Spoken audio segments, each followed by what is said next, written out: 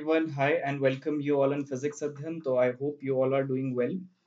तो प्रीवियस कुछ लेक्चर्स में स्टैटिस्टिकल मैकेनिक्स के इस पूरे लेक्चर सीरीज में हम लोगों ने स्टैटिस्टिकल मैकेनिक्स के कुछ बेसिक कोर आइडियाज, कुछ कॉन्सेप्ट्स देखे और मोस्टली हम लोगों ने थ्योरेटिकल पोर्शन वहाँ पे अभी तक डील किया है. बहुत ज़्यादा न्यूमेरिकल्स या प्रीवियस ईयर क्वेश्चंस या न्यूमेरिकल अंडरस्टैंडिंग हमारी स्टैटिस्टिकल मैकेनिक्स को लेकर के अभी इस सीरीज में कमी है. तो इस लेक्चर से या इस प्रॉब्लम सेशन से जो हम लोग स्टार्ट करने वाले हैं स्टैटिस्टिकल मैकेनिक्स से, ये और जो फ्यूचर वाले जो होंगे उनमें सब में मोस्टली हम लोग प्रॉब्लम्स सॉल्व करेंगे. तो let me tell you basic idea या प्लानिंग की प्लानिंग्स क्या है इस पूरे सीरीज को लेकर. ये जो फर्स्ट लेक्चर है आज वाला, जो ये पर्टिकुलर सेशन है, इसमें बहुत ही इजी प्रॉब्लम्स होंगे और जो छोटे छोटे कॉन्सेप्ट्स पे बेस्ड होंगे. तो आई होप कि ये जो आज का जो सेशन है वो आप लोगों को थोड़ा सा जो थ्योरी हम लोगों ने की है उसकी और अंडरस्टैंडिंग को इन्हांस करेगा. जो इसके बाद वाले जो प्रॉब्लम्स आएंगे वो थोड़ा सा टफ रहेंगे और इसमें आपको कॉन्सेप्ट्स की बेटर अंडरस्टैंडिंग होगी. कॉन्सेप्ट्स की बेटर अंडरस्टैंडिंग. ठीक है. तो इसी तरीके से हम लोग चलेंगे कि आज वाले सेशन में बहुत इजी इजी प्रॉब्लम्स और उसके बाद थोड़ा सा डिफिकल्ट, उसके बाद कुछ लेंदी होंगे, मैथमेटिकल कैलकुलेशंस बहुत ज्यादा होंगी. तो ये पूरी प्लानिंग है इस पूरे प्रॉब्लम सेशंस को लेकर. So let's start with our very first question. बहुत से क्वेश्चंस इसमें इस लेक्चर सीरीज में ऐसे होंगे जो डायरेक्टली मैंने जो पढ़ाया है 10-11 लेक्चर्स में उसी के बेस्ड होंगे. सो आई विल रिफर कि ये लेक्चर नोट्स पे है, इस तरीके से हम लोगों ने डिटेल में पढ़ा था and so on and so forth. तो ये इस तरीके से आएगा.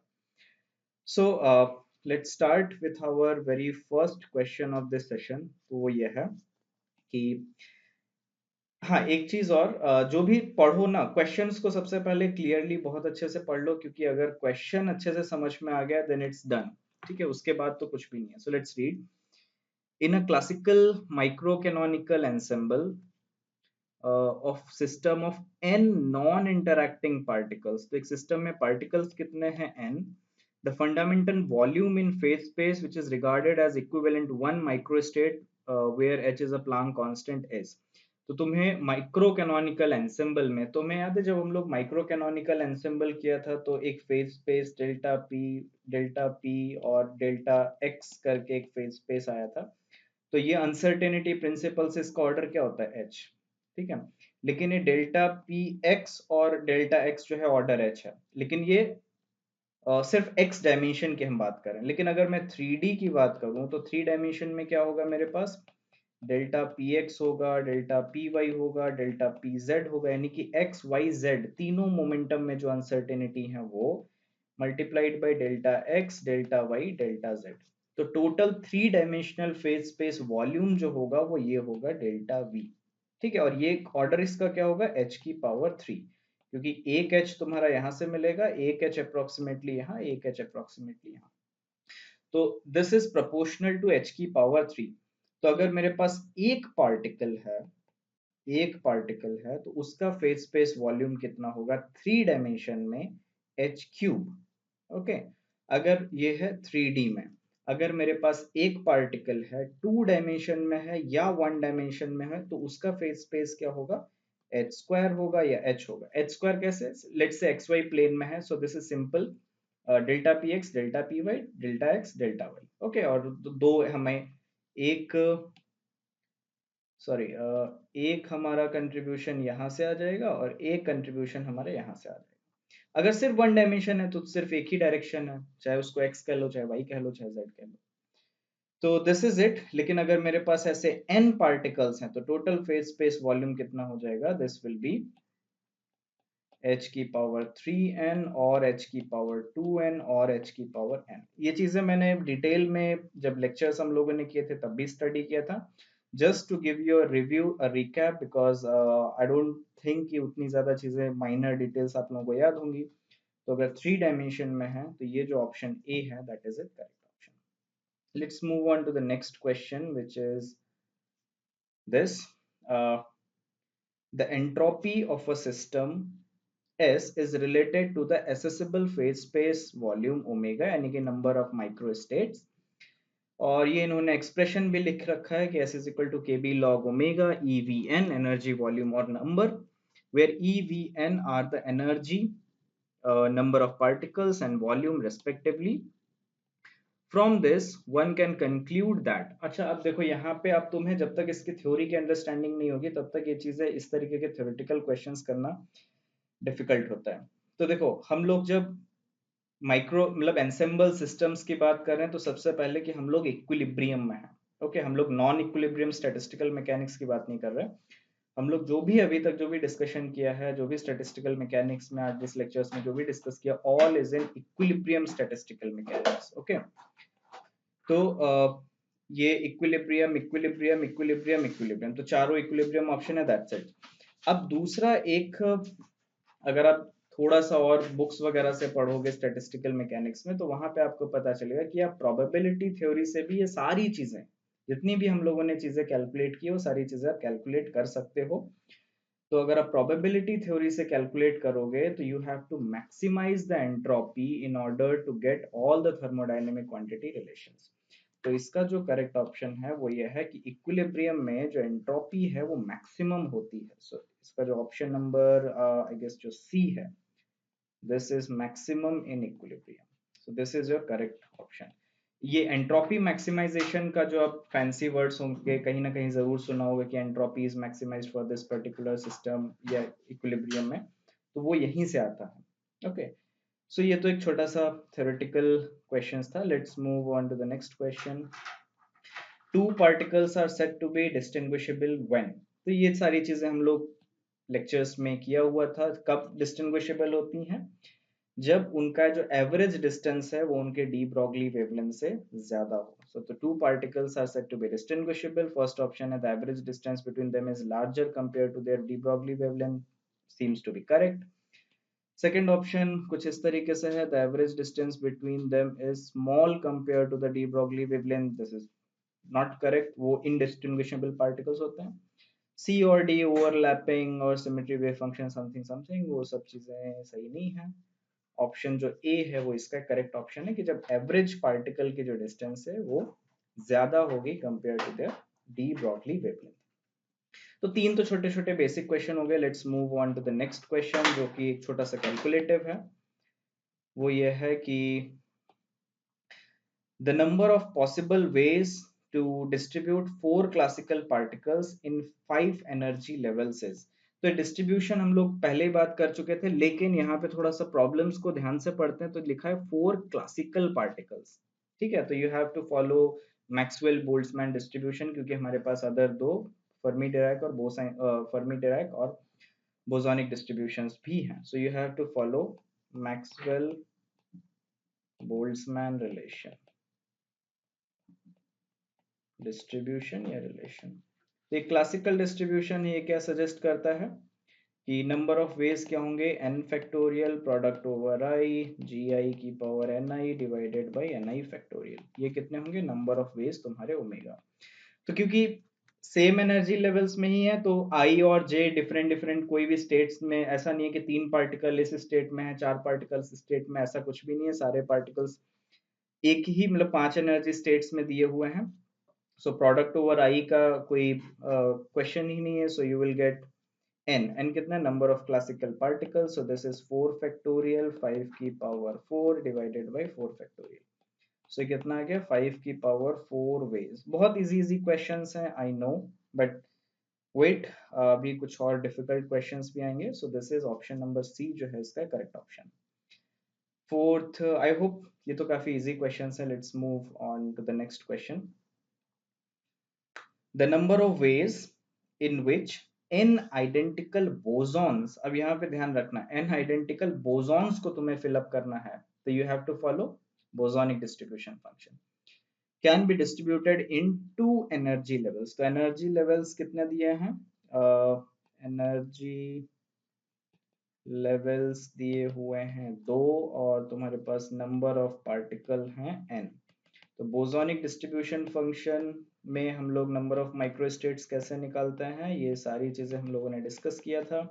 ये क्वेश्चंस इसलिए भी करा रहे हैं ताकि आप लोग इनको फॉर्मूलाज एटलीस्ट याद कर लो, क्योंकि अगर फॉर्मूला नहीं याद है तो ये इस तरीके के छोटे छोटे क्वेश्चन फिर आप एग्जाम में बिल्कुल स्क्रैच से शुरू करोगे तो आपके पास इनफ टाइम नहीं होगा कि आप ज्यादा से ज्यादा मैक्सिमम क्वेश्चन अटेम्प्ट कर पाओ। ओके, तो ये क्या होता है, ni plus G I minus one factorial divided by ni factorial G I minus one factorial. So ये कितना आ जाएगा, इसमें सेम ऐसा नहीं है कि दो एनर्जी लेवल्स में तीन पार्टिकल भरे गए, दूसरे तीन एनर्जी लेवल्स हैं उसमें चार पार्टिकल्स दिए गए हैं और फिर इसका बोसोनिक डिस्ट्रीब्यूशन निकालना, ऐसा नहीं है ना क्वेश्चन में। सिर्फ ये दिया है कि दो एनर्जी लेवल्स हैं और इसमें एन आइडेंटिकल बोसॉन्स हमने भरे, इसका बताओ कि नंबर ऑफ फेज कितने होंगे। सो यहाँ पे भी आई ये जो होगा दिस इज मतलब आई जो है दिस इज सिंपली वन, सिर्फ एक ही तरीके का कॉन्फ़िगरेशन पॉसिबल है। तो n is n plus 2 minus 1 factorial divided by n factorial divided by 2 minus 1 factorial, so this is n plus 1। तो ये कितना आ जाएगा n plus 1, यानी कि जो ऑप्शन ए है वो इसका करेक्ट ऑप्शन है। Let's move to next problem, question number 6। Question number 6 ये है, a system of energy levels E naught, 2 E naught, 3 E naught and something something where the excited states are triply degenerate। degeneracy का मतलब क्या होता है, ऐसे states जिनकी energy level same हैं बट उनमें अगर तुम उनके corresponding जो वेव वेक्टर या आइगन वेक्टर की बात करोगे वो डिफरेंट होता है। So where the excited states are triply degenerate, four non-interacting bosons, four non-interacting bosons are placed in a system if the total energy of these bosons is 5 E naught, the number of microstates are। अब यहाँ पे ध्यान रखना, आपको number of microstates तो निकालना है लेकिन जो टोटल एनर्जी सिस्टम की है वो फिक्स है। तो एक सिंपल फिलिंग भी आप कर सकते हो जो भी आपको लॉस पता है। तो लेट सपोज ये एनर्जी लेवल ई नॉट है, ये ई नॉट क्या होगा, ग्राउंड स्टेट होगा, लेकिन आपको ध्यान रखना है जो एक्साइटेड स्टेट्स हैं वो ट्रिपली डीजेनरेट है, तो यानी कि एक्साइटेड स्टेट कौन कौन सी होंगी, 2 E naught, 3 E naught, 4 E naught and जो भी आगे हैं वो ट्रिपली डीजेनरेट है, यानी कि 2 ई नॉट के तीन एनर्जी लेवल्स होंगे। ऐसा नहीं है कि एक ये है एक ये है एक ये है, ऐसा तीन डिफरेंट एनर्जी लेवल्स नहीं, एक ही एनर्जी लेवल है लेकिन उसमें स्टेट्स तीन है। Okay, similarly 3 E naught, 3 E naught, 3 E not ये भी ट्रिपली जनरेट, अगर 4 होंगे तो वो भी ट्रिपली डीजनरेट होंगे। और यहाँ पे हम एनर्जी का टोटल लिख लेते हैं। तो अब देखो तुम्हारे पास है, कंडीशन क्या है कि टोटल एनर्जी जो सिस्टम की है वो 5 ई नॉट से ज्यादा नहीं होनी चाहिए। ओके, ये दिया हुआ है, if the total energy of these bosons is 5 E not. तो अब तुमको फिलिंग इस तरीके से करनी है कि टोटल जो एनर्जी है वो 5 ई नॉट आनी चाहिए। तो देखो अगर आप एक बोसॉन 2 ई नॉट में रखते हो तब आपके पास कितने बचे, तीन बोसॉन्स। तो तीन बोसॉन्स अगर आप इन डिफरेंट एनर्जी लेवल्स में रखोगे, चाहे आप यहाँ पे रखो या यहाँ पे रखो या यहाँ पे रखो, तो एनर्जी हमेशा जब टोटल आप ऐड करोगे तो हमेशा ज्यादा हो जाएगी। तो बेटर क्या है कि आप बाकी जो तीन है ना वो यहाँ पे रख दो, तो इनसे एनर्जी कितनी आ जाएगी, 3 ई नॉट, क्योंकि हर एक पार्टिकल की एक एनर्जी होगी, तो ये एनर्जी हो गई 3 ई नॉट और ये वाली एनर्जी हो गई 2 ई नॉट, तो टोटल एनर्जी कितनी हो जाएगी 5 ई नॉट। तो इसकी कॉरेस्पॉन्डिंग कितनी एनर्जी आ गई 5 ई नॉट। एक कन्फिगरेशन ये भी तो बन सकता है ये, क्योंकि ये वाला स्टेट और ये वाली स्टेट डिफरेंट है, एनर्जी सेम है बट स्टेट डिफरेंट है। तो एक कन्फिगरेशन मेरे पास ये हो गई जिसकी एनर्जी 5 ई नॉट है, एक कन्फिगरेशन मेरे पास ये भी हो सकती है जिसकी एनर्जी 5 ई नॉट है। ठीक है, तो मैं यहाँ पे 5 ई नॉट 5 ई नॉट लिख देता हूँ। अब अगर हम ऐसा करें कि तीन इसमें रख दिए और एक यहाँ पे रख देते हैं, तो एनर्जी कितनी हो जाएगी, यहाँ से कितना हो जाएगा 3 ई नॉट, यहाँ से कितना हो जाएगा 3 ई नॉट, तो कितनी हो जाएगी 6। बल्कि कंस्ट्रेंट क्या है कि टोटल एनर्जी 5 ई नॉट होनी चाहिए, तो ये वाली जो कन्फिगरेशन है ये वाली ये पॉसिबल नहीं है। ओके, अच्छा लेट सपोज हमने यहाँ पे तीन नहीं किया, यहाँ पे दो पार्टिकल ही रखे, एक दो इसमें रख दिया। ओके, बोसॉन्स है तो हमें कोई रिस्ट्रिक्शन फॉलो या पाउली एक्सक्लूशन प्रिंसिपल ऐसा कुछ फॉलो करने की जरूरत नहीं है। तो अब एनर्जी कितनी हो जाएगी, यहाँ से कितनी आ जाएगी, 2E0, और यहाँ पे कितने, दो बोसॉन्स हैं और वो 2E0 में है, तो ये एनर्जी कितनी हो गई, 4E0, ये कितनी हो गई, 2E0, यानी कि टोटल कितनी हो जाएगी, 6E0। यानी कि अब तुम अपने आप से मतलब खुद को कन्विंस कर लो कि अब कोई भी अगर तुम डिफरेंट कॉन्फ़िगरेशंस बनाते हो तो उसमें एनर्जी हमेशा 5E0 से ज्यादा हो जाएगी। और सिर्फ यही तीन, ये 1, 2, 3, बस यही तीन कॉन्फ़िगरेशंस ऐसे कॉन्फ़िगरेशंस हैं जिसमें टोटल एनर्जी सिस्टम की 5E0 ही आएगी। तो नंबर ऑफ वेज कितने हो जाएंगे, 3। ओके, तो देखो जब भी आप प्रॉब्लम्स कर रहे हो फिलिंग की जिसमें नंबर ऑफ पार्टिकल्स कम है, ओके, जैसे दो एनर्जी लेवल्स तीन पार्टिकल्स, या चार एनर्जी लेवल्स दो पार्टिकल्स, या तीन पार्टिकल्स दो एनर्जी लेवल, छोटे छोटे जिसमें तुम हाथ से ड्रॉ करके देख सकते हो, हाथ से फिल करके देख सकते हो। सो इट्स ऑलवेज एडवाइजेबल कि जब आप प्रॉब्लम्स को सॉल्व कर रहे हैं, घर पे बैठे हो प्रॉब्लम सॉल्व करें, तो draw these energy levels, because वो आगे चल के बहुत काम आएगा जब हम लोग थोड़े डिफिकल्ट प्रॉब्लम सॉल्व करेंगे उस सेक्शन में। ओके। अच्छा, इसी तरीके का एक क्वेश्चन आप ये कर लो कि मतलब मैं दे रहा हूँ क्वेश्चन, उसको करो कि लेट्स सपोज कि बोसॉन्स की जगह पे आप क्लासिकल पार्टिकल्स ले लो, क्लासिकल पार्टिकल्स को तुम डिस्टिंग्विश कर सकते हो। Okay, so you can write A B C D, चार पार्टिकल ABCD, और इनको डिफरेंट एनर्जी लेवल्स में भरो और देखो कितने नंबर ऑफ कॉन्फ़िगरेशंस आते हैं, सेम प्रॉब्लम बट बोसॉन्स की जगह पे क्लासिकल पार्टिकल्स ले लो एंड चेक कि क्या आता है।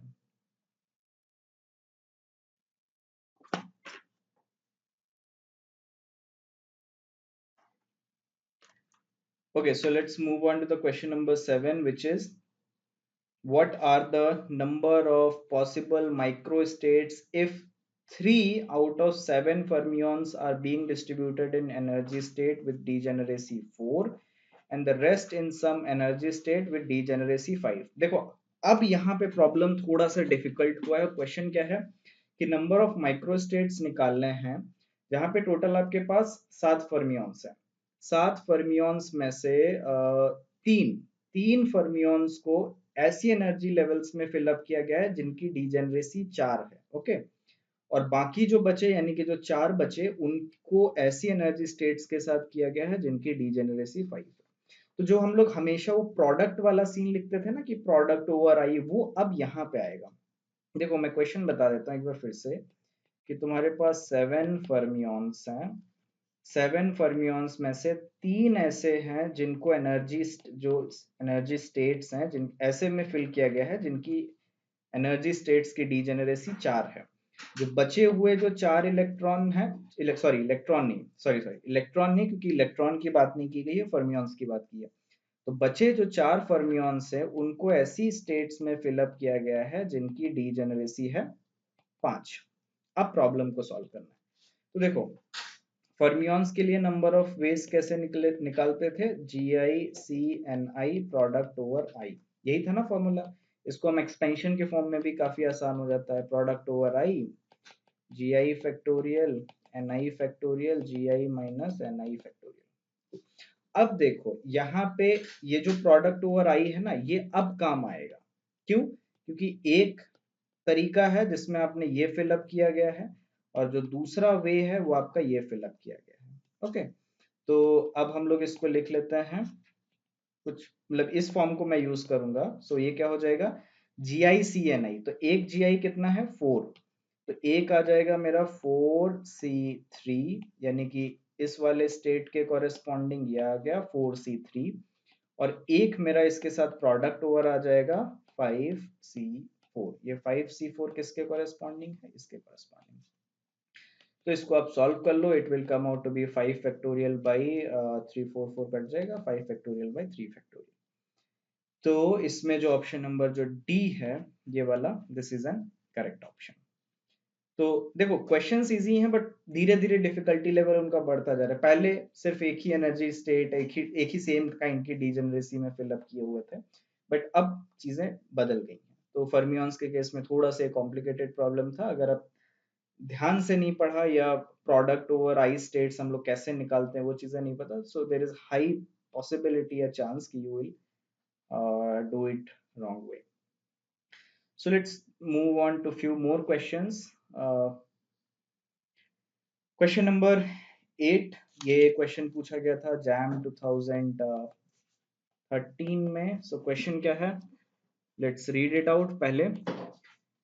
Let NMB, NBE or NFD denotes the number of ways in which two particles can be distributed in two energy states according to Maxwell Boltzmann, Bose-Einstein, Fermi-Dirac। यानी कि NMB ये Maxwell Boltzmann, ये Bose-Einstein, ये Fermi-Dirac distribution, find this ratio। अच्छा, अब देखो क्वेश्चन बहुत ही सिंपल है, you just have to put the formula and get the expression. देखो नंबर ऑफ मैक्सवेल बोल्ट्जमैन हमें पता है क्या होता है, N factorial product over I G I N I divided by N I factorial. ये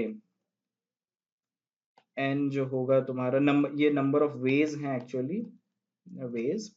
एन बी ई मैं वही नोटेशन फॉलो कर रहा हूँ जो क्वेश्चन में दिया हुआ है। ये क्या होता है, product over I G I plus N I minus one factorial divided by G I factorial N I minus one factorial. ये थर्ड जो होगा नंबर ऑफ फर्मी डिरैक होगा, ये क्या होगा, product over I G I C N I. अब यहाँ पे देखो क्वेश्चन में दिया गया है दो पार्टिकल्स हैं, दो एनर्जी लेवल्स हैं, तो सिंपली एन आई की वैल्यू 2 हो जाएगी, जी आई की वैल्यू 2 होगी। बाकी इससे पहले वाले प्रॉब्लम्स में ये अब सारे कॉम्बिनेशंस निकाल सकते हो। Do the calculation and verify कि you will get this particular option A which is 4:3:1। करके देख लेना, क्योंकि हम लोग ऑलमोस्ट 3-4 क्वेश्चन तो इसी तरीके के कर ही चुके हैं। अगर आप एक और कर लोगे तो it will be a good practice. Okay, so let's move on to the next question, which is question number 9. So let's read it out. Okay, consider a system of two particles A and B. दो particles हैं A और B. Each particle can occupy one of the three possible quantum state 1, 2, 3. Quantum state का कुछ नाम दे दिया है। The ratio of the probability that the two particles यानी कि A and B, two particles are in the same state to the probability that they are in a different state is calculated for bosons and classical Maxwell-Boltzmann particles and they are respectively 1, 0, half, half, जो भी चार option है। तो अगर question आपको समझ में ना है तो pause the video, read it again, because unless and until ये क्वेश्चन नहीं समझ में आएगा you will not be able to truly appreciate this question. तो let's solve this for bosons first, क्योंकि बोसॉन्स और ये बोसॉन्स और क्लासिकल पार्टिकल दो के लिए अलग अलग सॉल्व करना है। तो let's do for bosons first. तो मेरे पास तीन एनर्जी स्टेट हैं, let me write this as 1, this as 2, ठीक है, और this as 3। Okay, I think I can make straight line, तो इसको भी स्ट्रेट लाइन ही कर लेते हैं। Good, better. ठीक है, अब मेरे पास बोसॉन्स हैं, यानी कि इनडिस्टिंग्विशेबल पार्टिकल्स हैं, यानी तो अब ए और बी में तुम डिफरेंशिएट नहीं कर सकते। तो bosons में A और B are same because they are indistinguishable and I will represent this by a dot। ठीक है, तो फिलिंग करते हैं कि कितने टोटल पॉसिबल फिलिंग्स हो सकते हैं। बोसॉन्स हैं तो मुझे पाउली एक्सक्लूशन प्रिंसिपल या एक स्टेट में कितने मैक्सिमम आ सकते हैं इनका भी कोई ऐसा कोई पैरामीटर नहीं है कि हमें ये सब चीजें मतलब माइंड नहीं करनी है। We can fill according to bosonic distribution. तो एक स्टेट में दोनों पार्टिकल्स आ सकते हैं।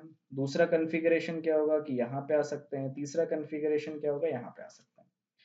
फोर्थ कॉन्फ़िगरेशन क्या होगा, एक यहाँ पे होगा, एक यहाँ पे होगा। नेक्स्ट कॉन्फ़िगरेशन क्या होगा, ये होगा। नेक्स्ट कॉन्फ़िगरेशन क्या होगा, ये होगा। ओके, तो ये टोटल पॉसिबल वेज हैं कि तुम दो बोसॉन्स को इन तीन डिफरेंट स्टेट में किस तरीके से फिल कर सकते हो। अब देखो यहाँ पे पूछा गया है कि find the ratio of the probability that the two particles are in the same state to the probability that they are in a different state। तो सेम स्टेट मतलब ये वाले, एक ये एक ये एक ये, जब ये दोनों जो हैं एक ही स्टेट में है, ठीक है, ये सॉरी ये दोनों फर्स्ट स्टेट में है, ये दोनों सेकंड में है, ये दोनों थर्ड में, यानी कि दोनों जो पार्टिकल्स हैं वो दोनों सेम स्टेट में है। इसकी प्रोबेबिलिटी सेम स्टेट में होने की क्या है, this is probability of same state is 3/6 यानी कि half. Probability of different state में क्या है, ये भी 3/6 है क्योंकि ये भी तुम्हारे पास 3 डिफरेंट स्टेट है। तो ये कितना आ जाएगा, हाफ, और ये कितना आ जाएगा, हाफ। यानी कि probability of same bye probability of different, इसका जो रेशियो निकालोगे बोसॉन्स के लिए वो कितना आ जाएगा, half is to half, so this is 1। Okay, तो बोसॉन्स के लिए कितना आ गया, 1। तो यानी कि अब अगर तुम ऑप्शन में गेस करना चाहो तो देखो, बोसॉन्स और क्लासिकल मतलब तुमको सीरीज में देखना है, तो हाफ ये गलत हो गया, 0 ये गलत हो गया, तो बी और सी ऑप्शन तो गलत हो गया। अब बचा आपके पास सी और डी। ओके, तो या तो ये ऑप्शन करेक्ट है या तो ये ऑप्शन करेक्ट है। तो बोसॉन्स के लिए तो हमने देख लिया। Now let's do for classical particles. Okay, so let me just erase. Okay, ये वाला नहीं इरेज करता है, सिर्फ इतना कर लेते, because I can use this in classical one as well. ये सब चेंज हो जाएगा, तो एक आंसर हमें पता चल गया है। सेकंड, अगर मैं क्लासिकल पार्टिकल के लिए करता हूँ, क्लासिकल यानी कि अब मैं डिस्टिंग्विश कर सकता हूँ कि ए कौन सा है और बी कौन सा है।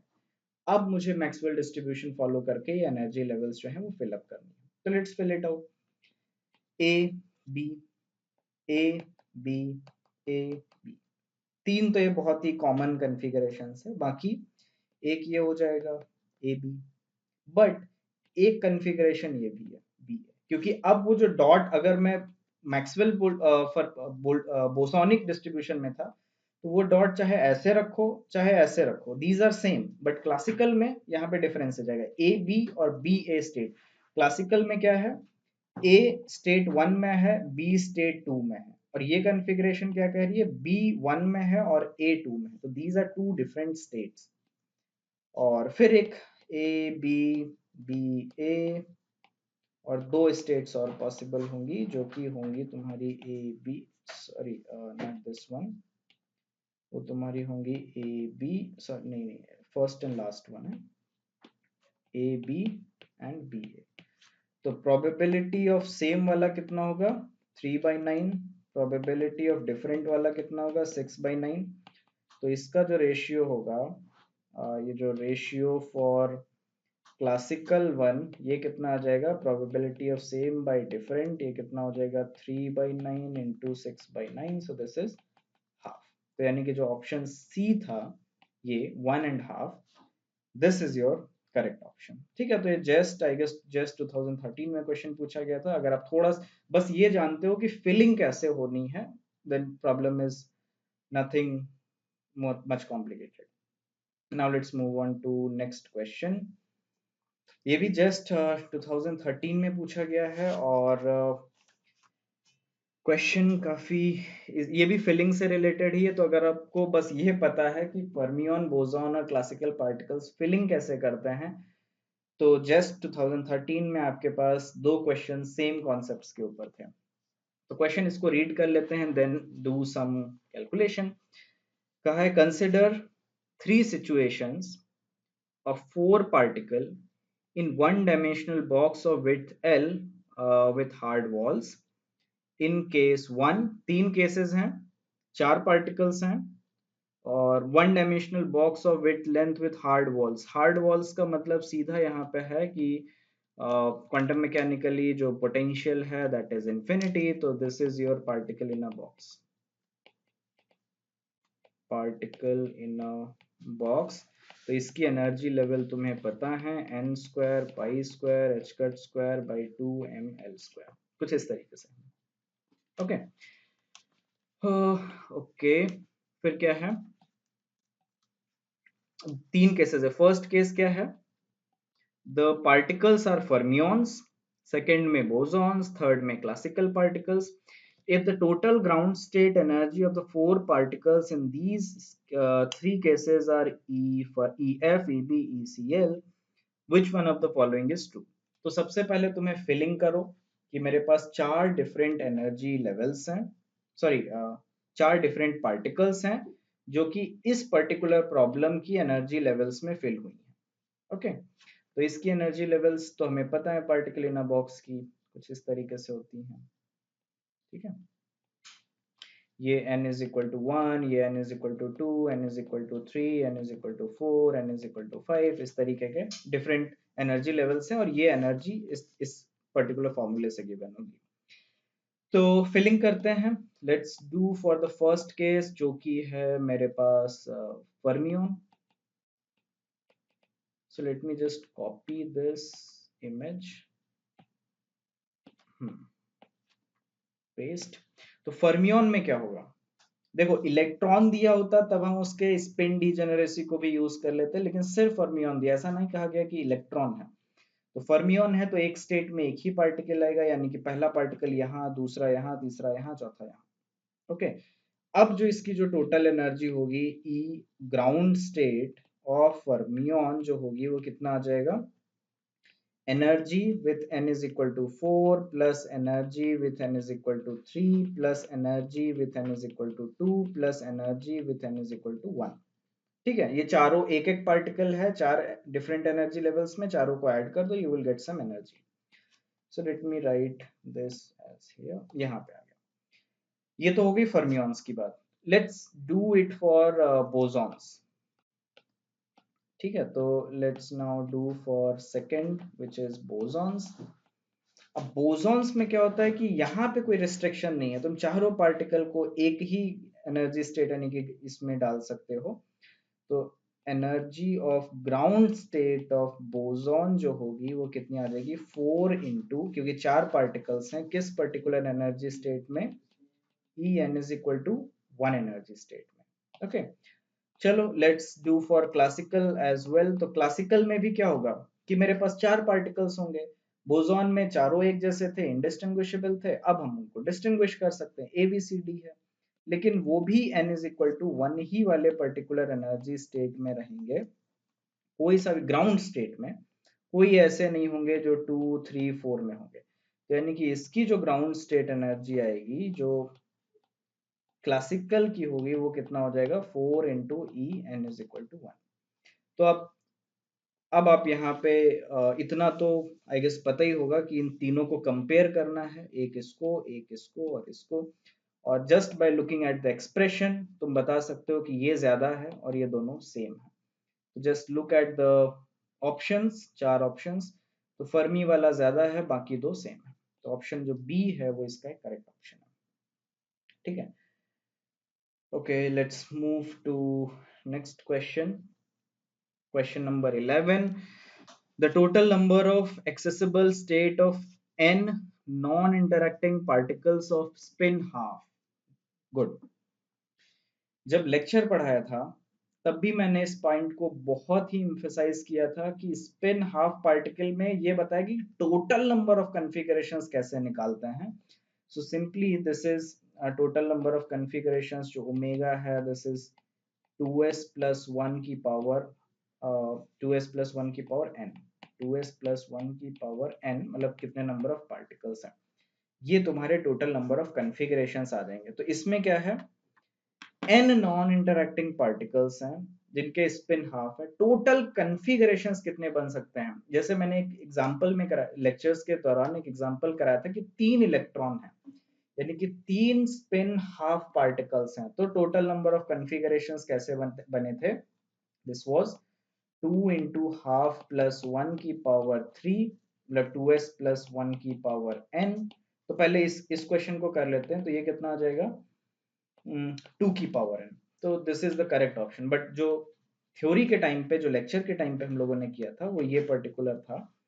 सो ये कितने आ जाएंगे, 2 की पावर 3। तो कॉन्फ़िगरेशंस क्या थे, half, half plus half plus half plus half minus half plus half minus half plus half minus half plus half plus half.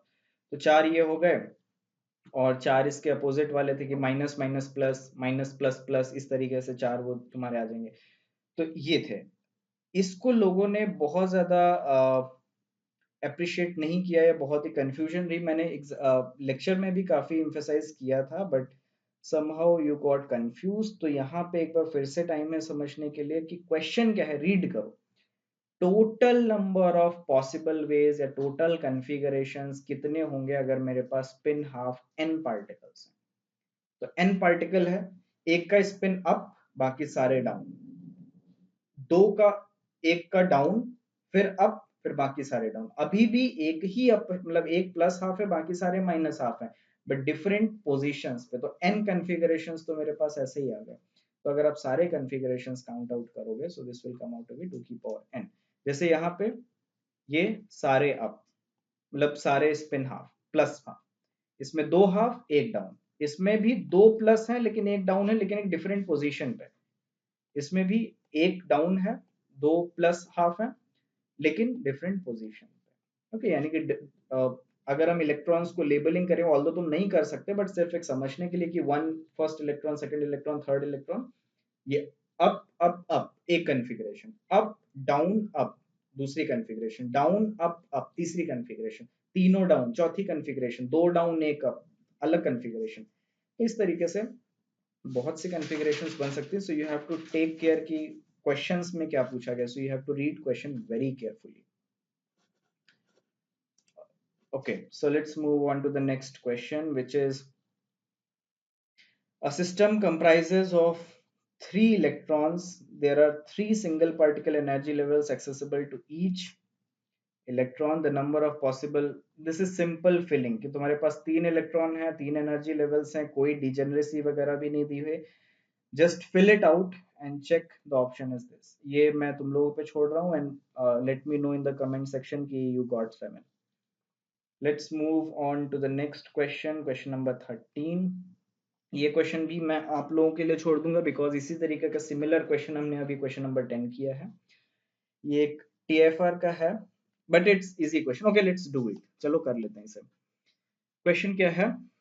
Two identical non interacting particles each of mass m and spin half, दो particles हैं, are placed in a one-dimensional box of length L. In quantum mechanics, the lowest possible value of the total energy of these two particles is E naught. पहले इतने question पढ़ लिया। Let's do it this कि मेरे पास energy level है n square pi square h cut square by 2 ml square, because यहाँ पे मुझे दिया है वन डायमेंशनल बॉक्स। तो वन डायमेंशनल बॉक्स में लेट्स से ये मेरी एनर्जी लेवल से दो पार्टिकल मुझे फिल करने हैं, जिनके स्पिन भी दिया है, ये स्पिन हाफ मुझे दिया हुआ है। तो एक ही स्टेट में मैं दो पार्टिकल्स फिल कर सकता हूँ, यानी कि यहाँ पे और यहाँ पे एक ही स्टेट में मैं दो पार्टिकल्स फिल कर सकता हूँ। तो ये जो मेरी एनर्जी है दैट इज ई नॉट, और ये कितना आ जाएगा 2 multiplied by pi square h cut square by 2ml square, यानी कि पाई square h cut square by ml square. तो ये मेरी एनर्जी आ गई ई नॉट। अब आगे क्वेश्चन को फिर से रीड करते हैं। Two identical non-interacting particles, each of mass m and spin half, are placed in a one-dimensional box of length L. In quantum mechanics, the lowest possible value of the total energy of these two particles is E naught, और जो हमने यहाँ पे ये calculate कर ली। Great. अब आगे question पढ़ते हैं। If instead four such particles are introduce, यानी कि अभी तक मैंने दो पार्टिकल इंट्रोड्यूस किए हैं, अब ये कहता है कि अगर मैं दो की जगह पे चार पार्टिकल इंट्रोड्यूस कर दूं इनटू अ सिमिलर, सेम नहीं, similar one dimensional box of length 2l, then the lowest possible value of the total energy will be. अब क्या कह रहा है कि पहले मैंने एक बॉक्स में जिसकी लेंथ l थी, इसमें दो पार्टिकल दिए, ये पोटेंशियल इन्फिनिटी, ये पोटेंशियल इन्फिनिटी। तो एक मैंने पार्टिकल इन अ बॉक्स है जिसकी लेंथ ये मैंने ऐसे, लेट्स सपोज कि एक पार्टिकल है जिसकी लेंथ मैंने एल पे रखी। अब क्या कह रहा है कि लेंथ मैंने बढ़ा दिया और नंबर ऑफ पार्टिकल्स भी बढ़ा दिए। नंबर ऑफ पार्टिकल्स कितने कर दिए? 4। तो एनर्जी लेवल्स क्या हो जाएंगे? N square pi square h cut square by 2m 2l square. तो अब चार पार्टिकल्स हैं, तो जाहिर सी बात है कि दो मैं यहाँ पे फिल करूंगा, दो मैं यहाँ पे फिल करूंगा, क्योंकि मुझे ग्राउंड स्टेट देखना है। तो मिनिमम एनर्जी पॉसिबिलिटी मेरी यही है। तो अब मेरी जो एनर्जी आएगी ई प्राइम, वो कितनी आ जाएगी? 2 pi square h cut square by, ये कितना हो जाएगा? 8। तो this is 8ml square plus 2 n square, ये n इज इक्वल टू 2 है, this is n is equal to 1, so this is 4 pi square h cut square by 8ml square. तो ये कितना आ जाएगा? 1/4 plus 1 pi square h cut square by m l square, ये value आपको पता है, this is nothing but E not, so this is 5/4 E not. तो यानी कि जो ऑप्शन नंबर जो बी है ये वाला, this is your correct option. Okay, so question easy था but you have to read it carefully and do it properly. So अब जो क्वेश्चन है वो बहुत ही सिंपल है, बहुत इजी है। I will just tell you the answer because ये सारे वो क्वेश्चंस हैं जो हम लोगों ने थ्योरी में और सारी चीजें कर रखी हैं। क्वेश्चन है, a canonical ensemble provides a model for, canonical ensemble के बारे में है, तो ऑप्शन है an equilibrium system with fixed volume and number of molecules and which exchange energy with the outside world। yes, क्योंकि कैनोनिकल में क्या था कि मेरे पास एक सिस्टम है, वो रिजर्वॉयर से कांटेक्ट में था और वो एनर्जी ट्रांसपोर्ट मतलब एनर्जी एक्सचेंज कर सकता था। तो ऑप्शन ए जो है this is your correct option. बाकी बी सी डी आप पढ़ लेना, this will not fit into the category जो हम लोगों ने लेक्चर्स में पढ़े थे। Question number 15 है, a collection of independent ensembles having the same temperature T, volume V and chemical potential mu is known as। Same temperature है, same volume है, सेम केमिकल पोटेंशियल है, तो ये क्या होता है, grand canonical ensemble. So this is option number D. देखो अब यहाँ पे इस क्वेश्चन में आपको ये बीएचयू का था, लेकिन इस क्वेश्चन में आपसे बस ये पूछा गया कि आपको एंसेम्बल्स का आइडिया है कि नहीं। सो टेम्परेचर, वॉल्यूम और केमिकल पोटेंशियल कांस्टेंट होता है grand canonical ensemble. Let's do the next one. The microcanonical ensemble represents, microcanonical ensemble क्या होता है, जो इसमें सारी चीजें कांस्टेंट है, तुम्हारी एनर्जी भी कांस्टेंट है, टेम्परेचर भी कांस्टेंट है, वॉल्यूम भी कांस्टेंट, एवरीथिंग इज कांस्टेंट, यानी कि पूरा आइसोलेशन है with respect to the surrounding. So option B जो है an isolation an isolated system in equilibrium. Okay, बाकी a system is contact in heat reservoir, ये तुम्हारा कैनोनिकल हो जाएगा। कांस्टेंट एक्सटर्नल प्रेशर भी नहीं होता, system can exchange particle with its surrounding, वो तो तुम्हारा ग्रैंड कैनोनिकल होता है। So option B, an isolated system in equilibrium is your microcanonical ensemble. So let's move on to the next question. In canonical ensemble, what are the things which are constant? Okay, so canonical ensemble में जो temperature और number of particles और volume है, तीन चीजें constant होती हैं। तो टेम्परेचर और डेंसिटी यानी कि n अपॉन v वो भी एक कांस्टेंट ही होगा। तो ऑप्शन सी जो है वो इसका करेक्ट ऑप्शन। देखो यहाँ पे मैं थोड़ा सा क्विकली जा रहा हूँ बिकॉज काफी थोड़ा सा लंबा वीडियो हो गया है और प्रॉब्ली ये सारी चीजें वो हैं जो हम लोग क्लासेस में ऑलरेडी कर चुके हैं। So just to give you an recap, ये सारी चीजें हम लोग कर रहे थे। 18th क्वेश्चन है, in a grand canonical ensemble the elements are in contact with. तो ग्रैंड कैनोनिकल एंसेंबल में क्या होता है, टेम्परेचर एक्सचेंज हो सकता है, नंबर ऑफ पार्टिकल्स एक्सचेंज हो सकता है। ओके, तो इन ग्रैंड कैनोनिकल एंसेंबल, टेम्परेचर मतलब energy, in grand canonical ensemble the elements are in contact with both particle and thermal reservoir। so option C जो है वो करेक्ट ऑप्शन है, क्योंकि वहां पे तुम एनर्जी ट्रांसपोर्ट भी कर सकते हो और वहां पे तुम पार्टिकल्स एक्सचेंज भी अलाउड है। तो this is question number 18। Let's move to the last question of this problem session, which was asked in JAM 2005, which is which of the following is incorrect? Okay, so let's do this properly। Let's do with the last option जो कि है protons obey Fermi-Dirac distribution। So protons or fermions, yes, they will obey Fermi-Dirac statistics, so this is correct। The integral spin particles obey Bose-Einstein statistics। Integral spin मतलब 1, 2, 3, so these are bosons, so they will follow Bose-Einstein statistics, this is correct।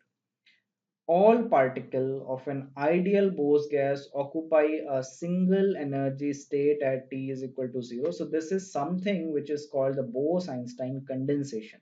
Okay, Bose-Einstein condensation में क्या होता है कि जो bosons हैं वो एक क्रिटिकल टेम्परेचर के बाद सिंगल एनर्जी यानी कि मोमेंटम के इज इक्वल टू 0 वाली जो स्टेट होती है वो सारे सिंगल एनर्जी ऑक्यूपाई कर लेते हैं। Just in a layman language तुम इसको ऐसे समझ सकते हो। So this phenomena is your BEC यानी कि Bose-Einstein condensation। So yes, this is also true। Indistinguishable particles obey Maxwell-Boltzmann statistics। Maxwell-Boltzmann तो सबको पता है यार कि वो classical particles हैं, so they will follow। So Maxwell-Boltzmann statistic तो classical particles follow करते हैं ना, वो distinguishable होते हैं, तो यहाँ पे indistinguishable लिखा है, यानी कि ऑप्शन ए जो है this is your incorrect option. So according to this question, this you have to tick to get some marks. Okay.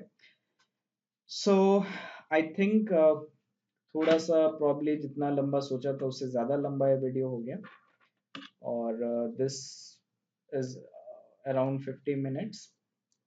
तो but we did at least few questions, 18-19 questions, कुछ थोड़ा स्पीड अप किए, कुछ थोड़ा आसानी से सॉल्व किए, कुछ पे टाइम दे के स्पेंड किया, but the overall idea is कि ये जो सारे प्रॉब्लम्स थे वो ऐसे प्रॉब्लम्स थे जो हम लोग ऑलरेडी थ्योरी में कर चुके हैं। ऐसे ही थ्योरी से जैसे ये बी एच ये 19 का 19 क्वेश्चन जैम में आया फॉर एग्जांपल, ये वाला क्वेश्चन बीएचयू में आया है, तो ये क्या हम लोगों ने थ्योरी में नहीं किया है? ये वाला क्वेश्चन बीएचयू में है, क्या हम लोगों ने थ्योरी में नहीं किया है? ठीक है। और ये वाला क्वेश्चन जैम 2015 में, क्या थ्योरी में हमने नंबर ऑफ पार्टिकल्स कैसे तुम फिलअप करते हो वो नहीं बताया? तो सारी चीजें जो है ना वो तुम्हारे कहीं ना कहीं कॉन्सेप्चुअल बैकग्राउंड को चेक करने के लिए है। तो मेक श्योर कि जब भी आप एक चीजें कर रहे हो तो you have a very good understanding और कॉन्सेप्ट्स, और उसके बाद हम लोग प्रॉब्लम्स करेंगे। So this was the easiest problem which we started with. इसके बाद जो प्रॉब्लम्स हम लोग करेंगे, जो नेक्स्ट प्रॉब्लम सेशन आएगा स्टैट मैक पे, वो उसमें हम लोग मोस्टली फोकस करेंगे जेस्ट के कुछ प्रॉब्लम्स में जो कि होंगे थोड़ा डिटेल्ड, यानी कि एक एक प्रॉब्लम पे थोड़ा टाइम देके सॉल्व करेंगे। So I will start with at least, कोशिश करेंगे कि एटलीस्ट 3 प्रॉब्लम्स पर वीडियो कर लें ताकि वीडियो बहुत ज़्यादा लंबा ना हो और आसानी से देखा जा सके। और उसके बाद हम लोग कुछ और प्रॉब्लम्स जेस्ट और गेट और नेट के भी ट्राई आउट करेंगे। ठीक है। तो यानी कि सीधा सा छोटा सा आइडिया ये है कि आगे आने वाले वीडियोस में जो प्रॉब्लम्स करेंगे उनमें मैथमेटिकल डिटेल्स होंगी। You should know the mathematics, patience होना चाहिए क्योंकि लंबी और लेंदी कैलकुलेशंस होंगी। और third, they will help you to build your concepts, क्योंकि पार्टीशन फंक्शन कैसे निकालना है, स्पेसिफिक हीट कैसे निकालनी है, मैग्नेटिक सिस्टम्स कैसे बिहेव करते हैं, तो सारी चीजें अगर देखनी है तो you have to sit and do the whole calculations. और वो tan हाइपरबोलिक के जहाँ 2 बार डिफरेंशिएशन लेना हुआ ना कि तुम्हें पता नहीं होगा कि सेक स्क्वायर हाइपरबोलिक एक्स का differentiation with respect to x क्या होता है, तो बस कहानी खत्म। So you have to be strong with your mathematics. So मिलते हैं नेक्स्ट वीडियो में, और वो थोड़ा सा स्लो रहेंगे इन ऑर्डर कि कुछ सीख सको। So let's meet in the next video. Thank you very much.